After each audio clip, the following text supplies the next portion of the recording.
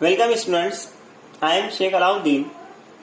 Today we will see SYBSc Same Third Mathematics which is based on CBCS pattern.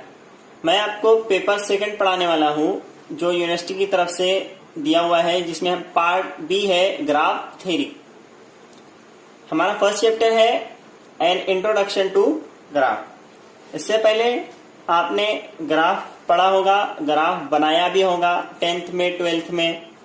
आप graph बनाने के लिए graph paper का use करते थे,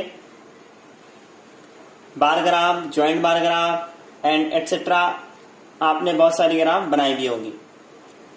यहां पर ग्राफ थ्योरी जब हम स्टडी करेंगे तो हमें कोई भी ग्राफ पेपर की नीड नहीं है, हम सिंपल पेपर पर ये ग्राफ बनाने वाले हैं।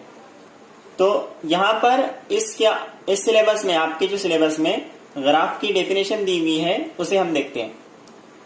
A graph G of VE consists of set। यहां पर दो सेट रहेंगे B और E। A non-empty set V called vertex set whose elements are called vertices। जो वर्टेक्स सेट B है उसमें जो एलिमेंट्स होंगे हम उसको वर्टाइसेस और नॉट्स बोलेंगे। और दूसरा सेट जो है and a set E called edge set whose elements are called edges. Set E में जो एलिमेंट्स रहेंगे हम उसे एजेस बोलेंगे। Such that each edge E, ये जो E है वो एज का E है, okay, belongs to E, is associated with an unorder pair V1 V2 of vertices। V1 V2 belongs to capital V means vertex set V।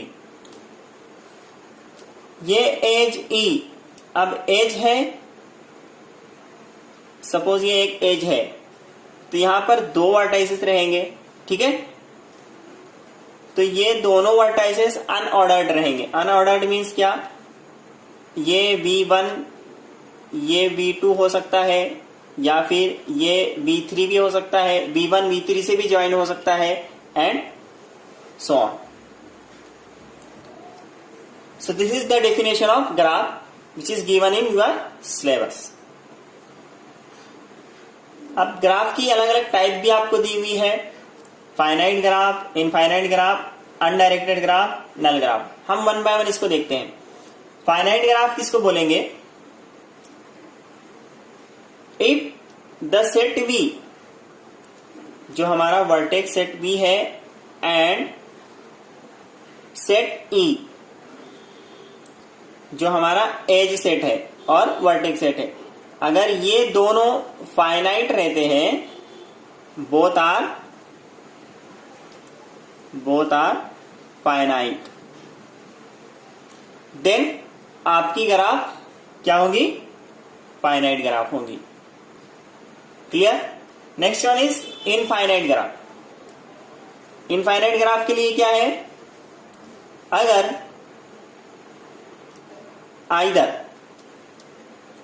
Either vertex set V और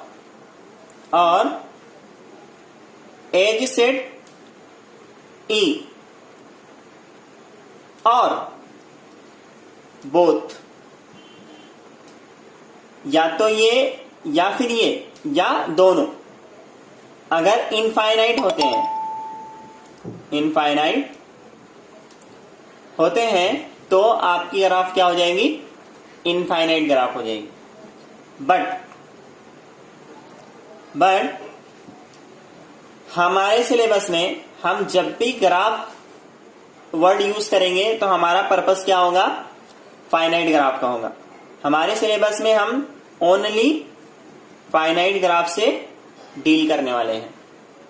clear. Next one is undirected graph. Undirected graph किसको बोलेंगे, the graph in which the direction of edges are not assigned. Suppose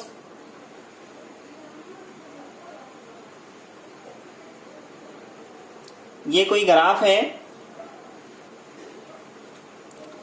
यहां पर ये vertices है V1, V2, V3, V4। आगे हम diagrammatic representation देखने वाले हैं। अभी मैं फॉर एग्जांपल लिया हूं, ये V1, V2, V3, V4 हमारे वर्टाइसेस है और ये E1, E2, E3, E4 and E5 ये हमारे एजेस है। तो अभी ये एज E1 को कोई डायरेक्शन नहीं है, मीन्स ये एज इधर से इधर जा रहा है या इधर से इधर आ रहा है। अगर मैं यहां पे इसको ऐसे एक एरो दे दूं, मीन्स ये डायरेक्टेड हो गया। कैसे डायरेक्टेड हो गया? ये V1 से V2 की तरफ जा रहा है। क्लियर?